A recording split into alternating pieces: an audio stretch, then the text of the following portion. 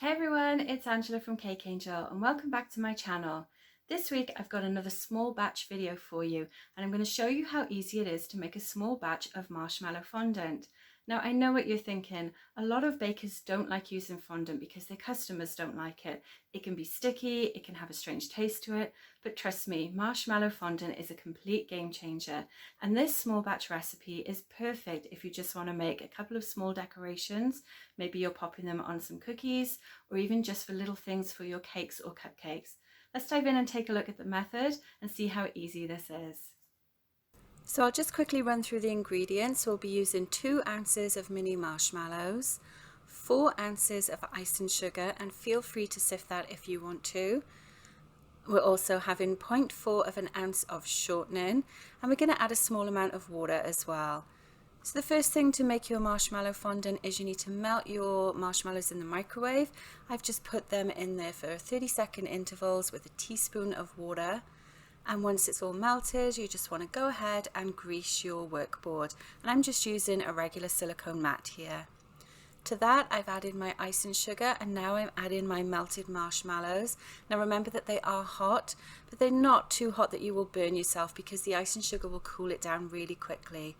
Before you start though, make sure you grease your hands with shortening because this is a really messy job. You will get very sticky hands here, so be prepared for that, but that's all part of the fun of making your fondant. And then the process is as simple as this. You just want to keep bringing in your icing sugar into the middle of your pile until it all starts to incorporate. Keep smoothing it, keep rubbing it together, keep moving it off your hands as well, and just keep going until all that icing sugar is nice and incorporated. Now if your kitchen is particularly dry, you can add a little bit more shortening. You can also add just a drop of water as well, no more than another teaspoon or 2 though, because you don't want to make your fondant too wet. Here you can see I'm just adding a little drop to help it combine. It's a little bit dry when I made this, so it just needs that extra little bit of moisture to help bring it together. And now you can see it is starting to form more of a workable dough. Kind of like an adult's version of Play-Doh here. And then just keep going and kneading until it's nice and smooth. And you can see we've almost incorporated all of that icing sugar. Now it doesn't always incorporate all of it. Again, it's very dependent on the humidity in your kitchen. But once you find that that fondant is no longer very sticky and it's nice and smooth, you can stop kneading it. So let's just keep going and add a little bit more into it here. We've just got a little bit of stickiness left on my hands. And you can see once you can start to roll it and it looks much smoother, it's going to be ready for you to use.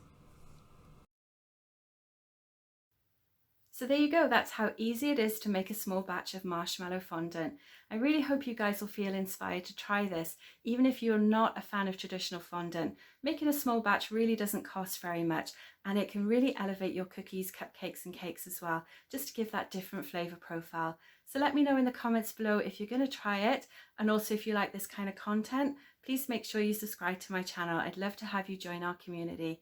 As always, thanks for watching. We'll see you on the next video. Have a great day.